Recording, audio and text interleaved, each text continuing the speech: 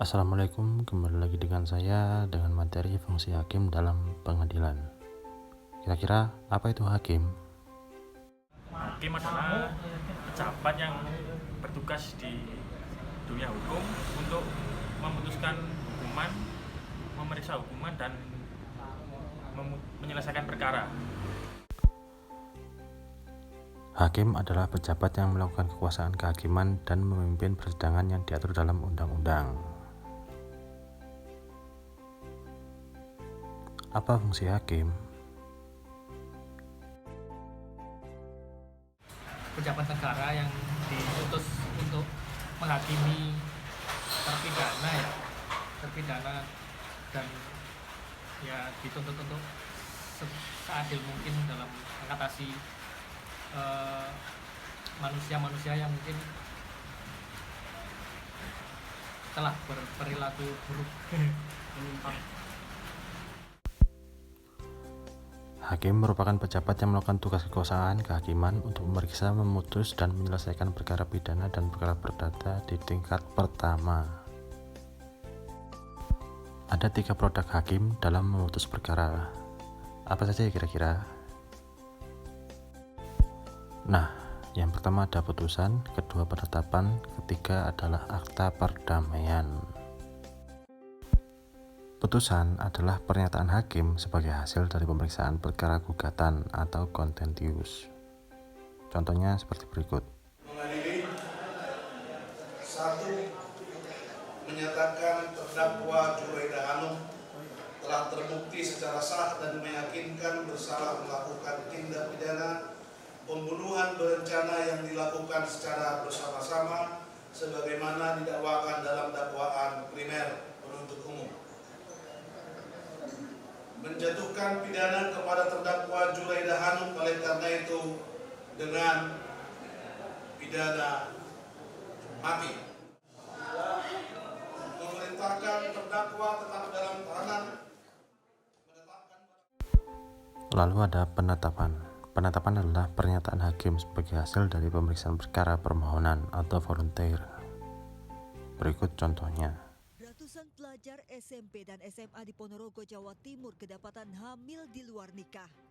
Banyaknya pelajar hamil di luar nikah terungkap setelah siswi yang hamil mengajukan permohonan dispensasi nikah ke Pengadilan Agama Ponorogo.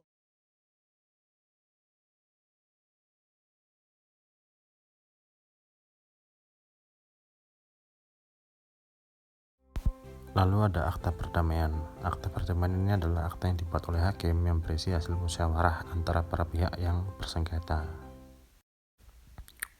Biasanya akta perdamaian itu berupa seperti ini. Biasanya dilakukan oleh mediator dari pengadilan atau dari luar pengadilan. Lalu ada beberapa macam-macam putusan, yaitu dari segi fungsi, segi hadir tidaknya para pihak, dari segi terhadap perkara, dari segi sifatnya terhadap akibat hukum yang ditimbulkan. Dari segi fungsi dalam mengakhiri perkara, terdapat putusan akhir dan putusan sela.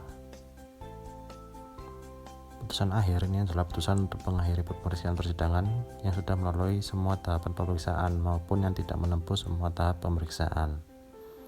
Contohnya sebagai berikut.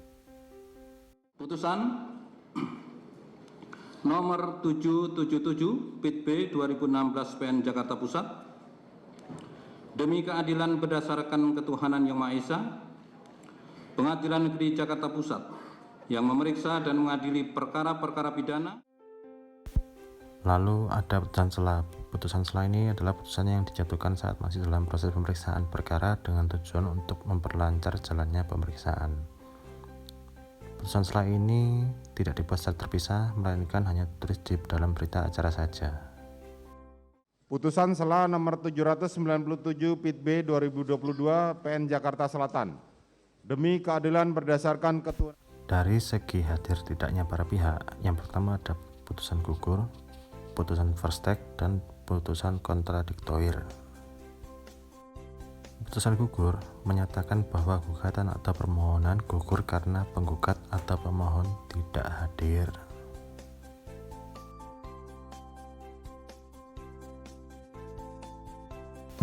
Lalu dalam putusan first take, putusan dijatuhkan karena tergugat tidak hadir meskipun telah dipanggil secara resmi oleh pengadilan.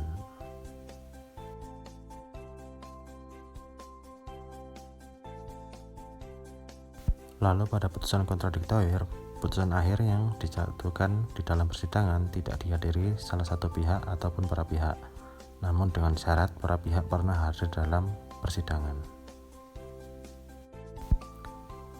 Dari segi sifatnya terhadap akibat hukum yang ditimbulkan, terdapat putusan deklaratoir, putusan konstitutif, dan putusan kondemnatoir. Putusan deklaratoir adalah putusan yang menyatakan bahwa sesuatu keadaan tertentu sebagai suatu keadaan yang resmi menurut hukum. Lalu putusan konstitutif adalah putusan yang menciptakan atau menimbulkan keadaan hukum baru berbeda dengan keadaan hukum sebelumnya. Lalu putusan kondemnatoir, putusan ini bersifat menghukum salah satu pihak saja untuk memenuhi sebuah prestasi. Dalam putusan kondemnatoir dapat berupa penghukuman seperti